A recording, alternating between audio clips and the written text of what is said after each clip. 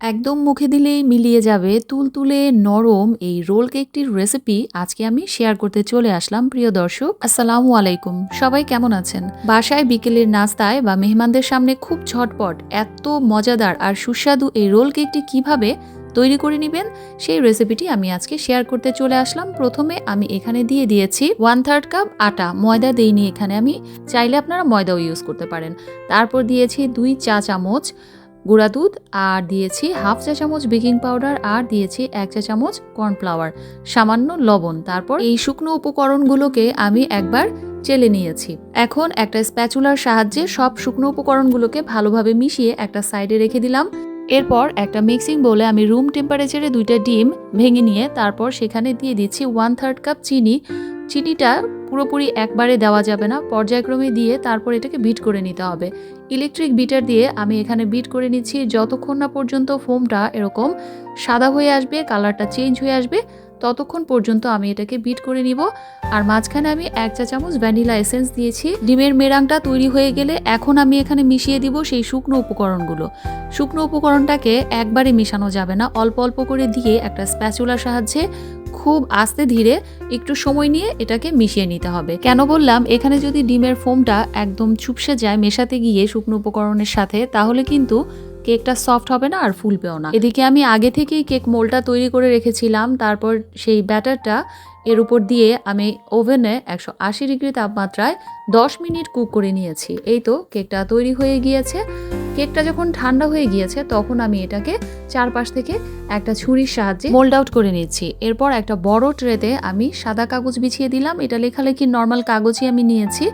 এখন এর মধ্যে আমি কেকটাকে মোল্ড আউট করে তুলে নিব। দেখতেই পাচ্ছেন ভিউয়ার্স, কেকটা কতটা পারফেক্ট হয়েছে আর সফট হয়েছে। এখন আমার আগে থেকেই তৈরি করে রাখা হুইপ ক্রিম আমি কেকটার উপর স্প্রেড করে দিব পুরোটা ছড়িয়ে।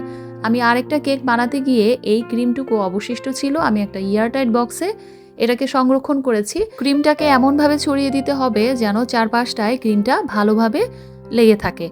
এখন এই কাজটা একটু সাবধানে করতে হবে। আমি কিভাবে করছি আপনারা দেখলেই বুঝতে পারবেন। উপরের যে কাগজটা আমি কিন্তু সেটাকে ভাঁজ করছি না, আমি উপরের কাগজটার সাহায্য নিয়ে ভেতরের কেকটাকে ফোল্ড করে নিচ্ছি। আর এই কাজটা কিন্তু একটু সাবধানেই করতে হবে। একবার কেকটা ফোল্ড করা হয়ে গেলে এখন উপরের যে কাগজটা সেটা দিয়ে পুরো কেকটাকে পেঁচিয়ে নিতে হবে।